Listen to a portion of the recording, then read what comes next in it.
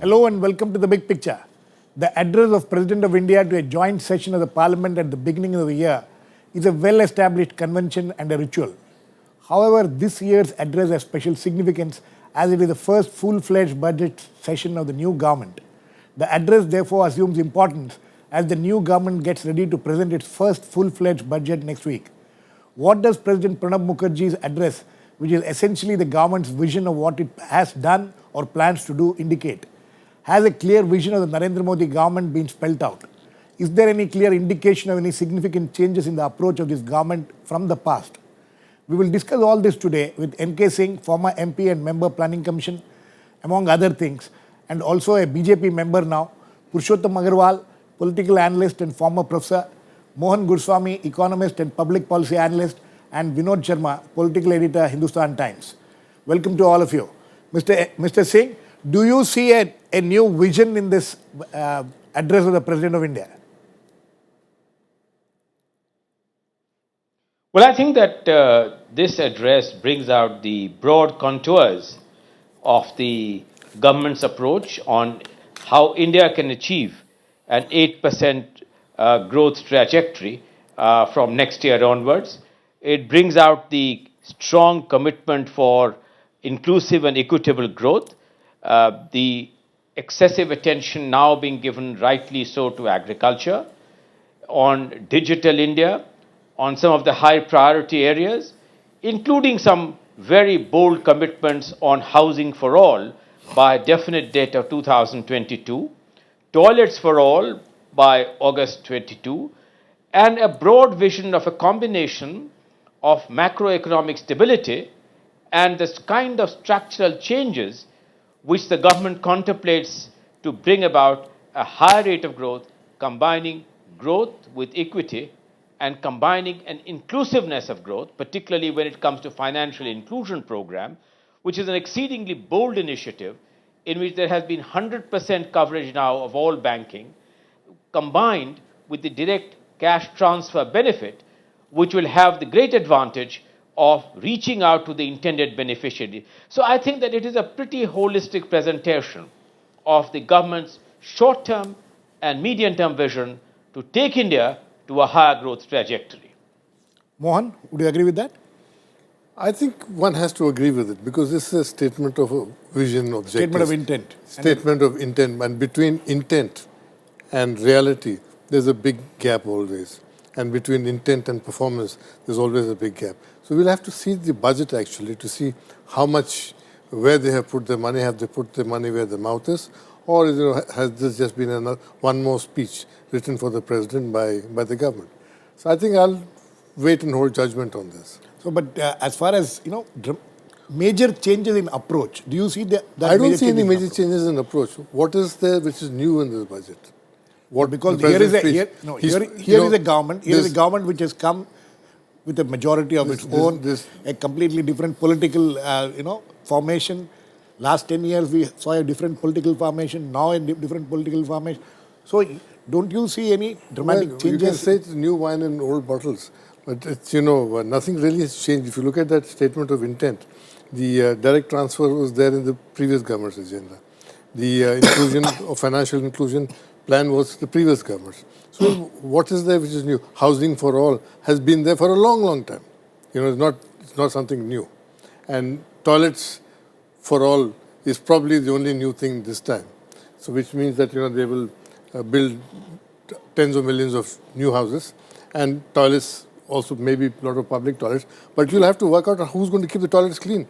All the toilets I've seen in my recent cross-country trip through India, in the schools and in public places, are not used because they're filthy. There's no local government. There's no water. There's no local government. Who's going to clean it? So, without thinking of all these things, without restructuring government, all these plans will amount to nothing. Restructuring government, in fact, that is what Mr. K Singh, you spoke about restructuring government. Do you see a definite plan of restructuring the government here? Okay, there are a lot of slogans here, maximum government, governance, minimum government and all this. Well, two things I'd like to comment. First, I think that if you look at government's performance over the last 8 months or so, one of the very decisive things has been a zest to restructure government and governance, to get the bureaucracy really moving much quicker than bureaucracy has been used to, inject a new sense of accountability, and inject a new sense of purposeness and penalty in terms of bureaucratic performance. And I think that a lot is happening below the surface, which is not yet public, in terms which will have a decisive difference on the ease of doing business, which is going to make India a far more attractive destination for investment, both domestic and foreign, which is going to improve our growth rates in a very, very significant way. And I think that I agree that some of these things may have been said earlier, but the only problem is they did say direct cash transfer benefit, they didn't implement it. They said about housing for all, they didn't implement it. They talked about a clean Ganga, they didn't implement it. So you must look at government's intention to implement some of these things, which I believe are quite central to India's balanced growth process in which all segments of society benefit. Okay. And you are able to achieve a higher growth trajectory, which is crucial for job creation. Because at the end of the day, this government came to office on the commitment of development and new job creation. Okay. It came to office with creating jobs in all segments. And I think that that is really, if you ask me, this address of the president brings that vision out quite clearly. Okay. You want to add something? I'm sure K Singh has a very good idea of what happens below the surface. But I don't see any, I have a different perspective from above the surface. Above the surface, I don't know, there's no change in government. It functions the same old way. Okay. Professor Agrawal, you know, when you look at this, the first sentence which, or the first paragraph which the president spoke about is about the commitment of Sabka Saath, Sabka Vikas. Do you see that commitment in the speech? Well, in the speech you see all the nice things, but not in reality. That is one. Secondly, I would actually agree with Mohan that this is a statement of intent. And but at the same time, I think that the government has been there for 9 odd months. So we have something to assess its performance. And at that level, so far as the newness in the address is concerned, I think the only 2 new things are quotations from Syama Prasad Mukherjee and Deen Dayal Upadhyay, which are not expected to be there in a speech prepared by Congress government, obviously. Secondly... So the shift there is quite clear. So obviously that has to be there. It is demonstrably there. But so far as the more concrete things are concerned, for example, this speech also reflects basically a conflict of opinion and conflict of interests within the government, within the party, and at any rate within the Sangh Parivar. I mean, we know that this very evening, the parliamentary board is meeting about this land acquisition ordinance, and the Prime Minister has chosen not to attend that meeting. That speaks volumes for the cohesion within the government on a very, very serious issue with long-term political implications. Secondly, I think this address also reflects the concern which is there because of the very, very humiliating defeat, not only for BJP as a party, but also for Mr. Modi and Mr. Shah as individuals, which they have suffered only recently.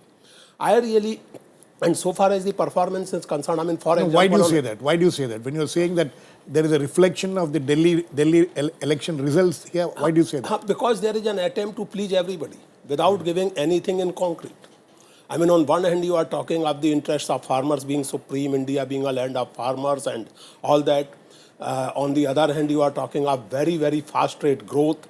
And there is no indication in this address how to resolve this peculiar contradiction between the fast rate growth and the suffering of the farmers, which is inbuilt in the kind of growth model we have adopted. There is no hint of solving that contradiction there in the address at least. So far as the performance is concerned, for example, the speech also talks of the health facilities for all. But what's happening, let us say, on ground, let us say this in the context of swine flu. The kind of spread of this epidemic and the total lack of preparedness on part of various state governments and even on part of central government. So what I'm trying to say is this. Sorry? 200 cases in Gujarat. 200 cases in Gujarat, 900 deaths already. 9,000 cases reported. Yeah. I mean, this is scandalous to say the least.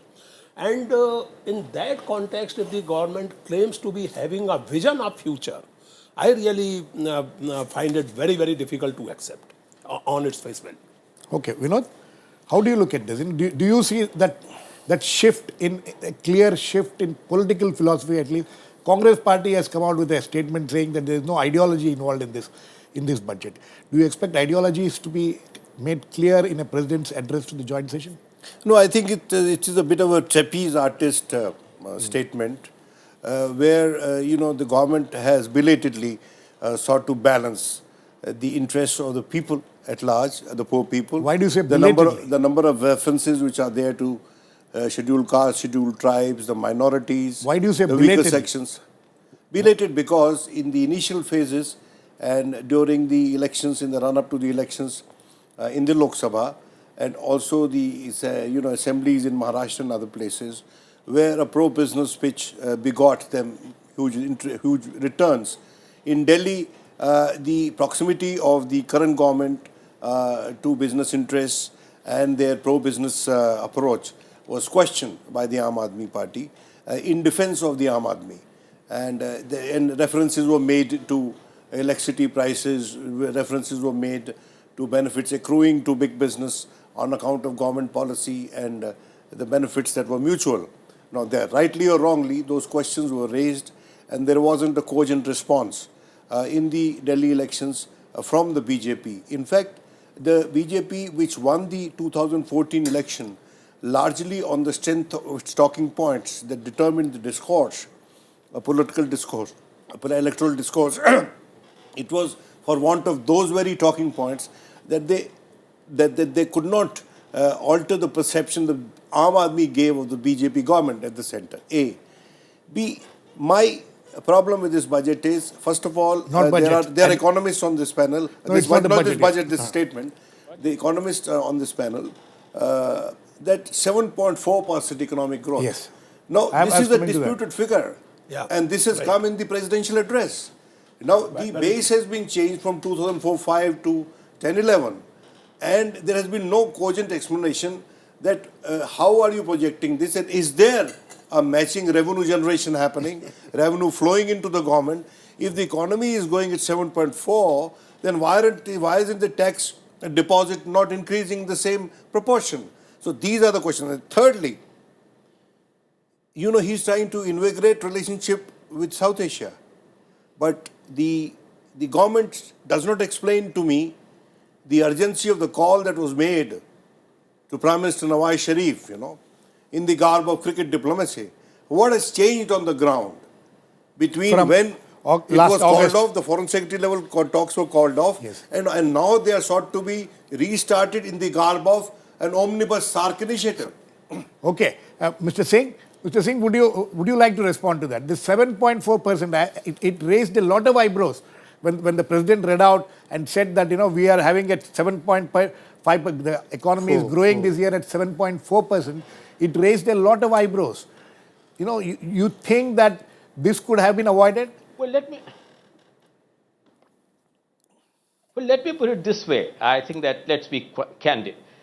Government has not cooked up these figures.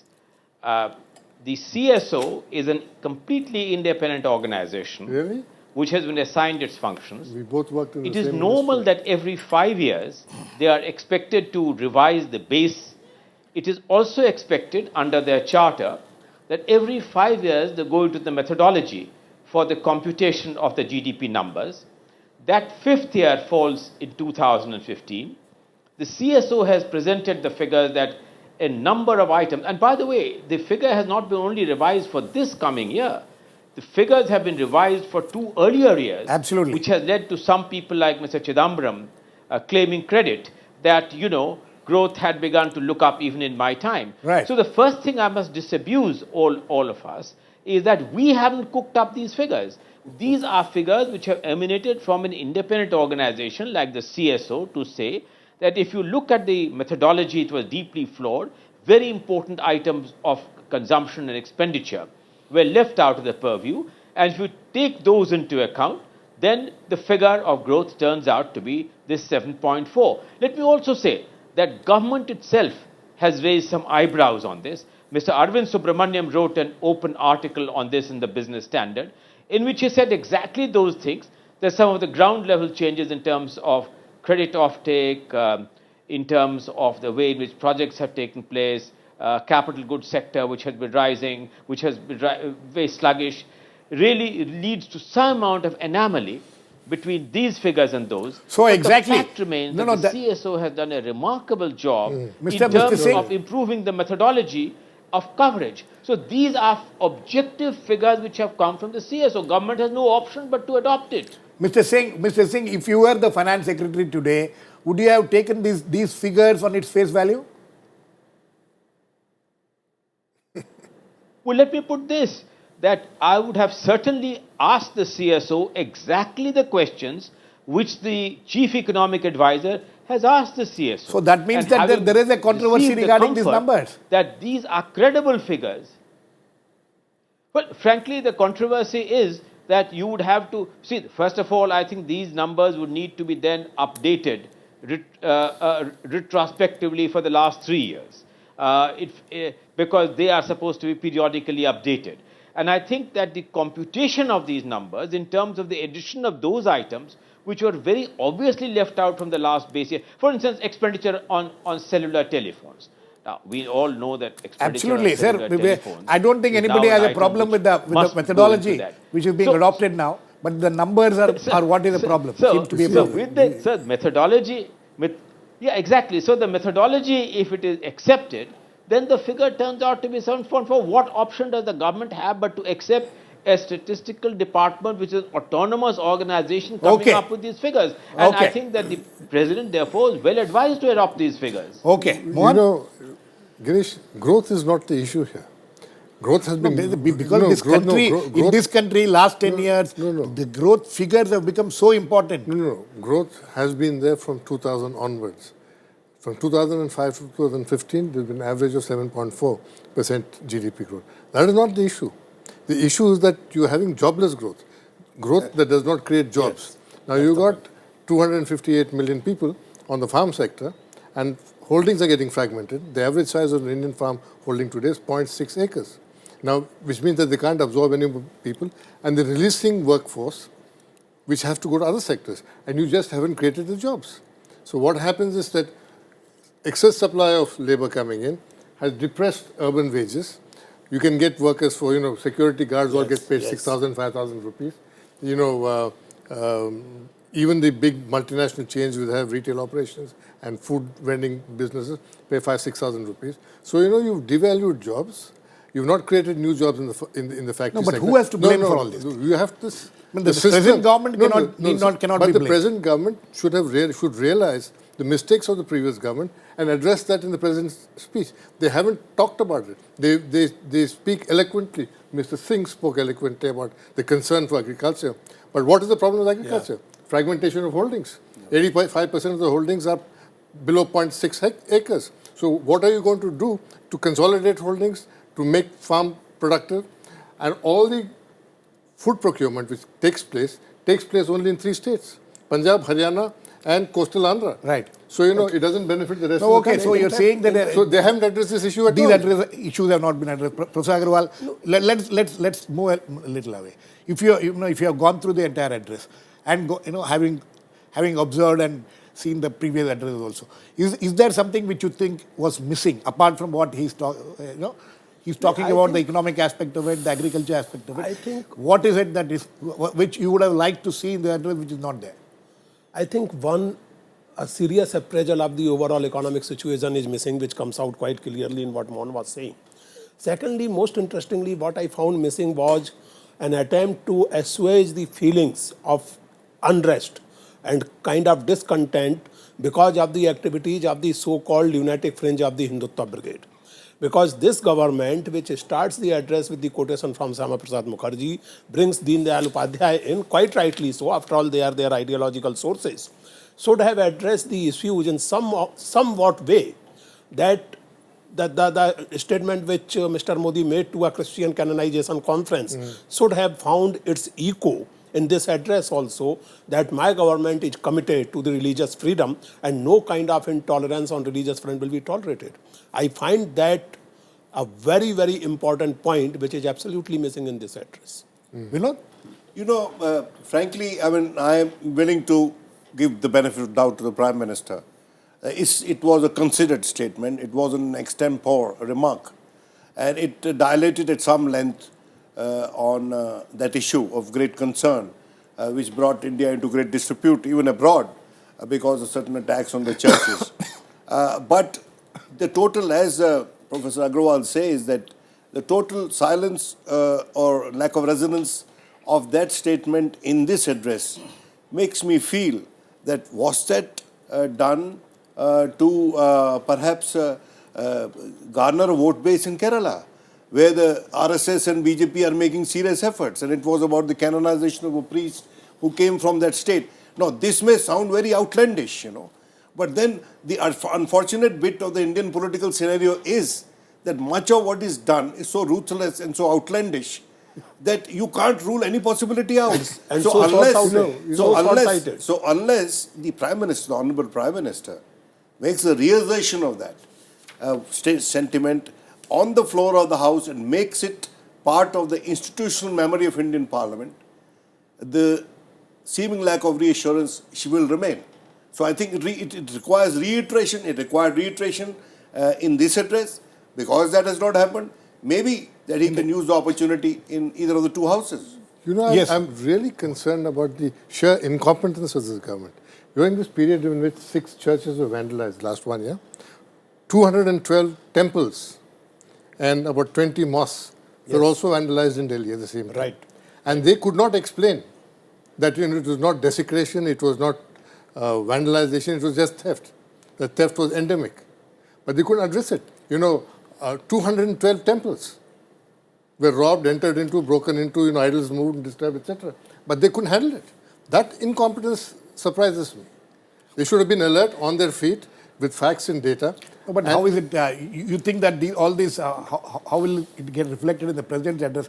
But coming back to Mr. Singh, as you rightly pointed out right at the beginning, there are 2 dates which this government has committed itself to, which as you rightly, you use the word brave, or by committing itself to the 2015, they say 15th August 2015, there will be public toilets all over the country. And also by 2022, houses for all. You think that these are too brave statements to be made at this juncture? They are brave, but they are doable.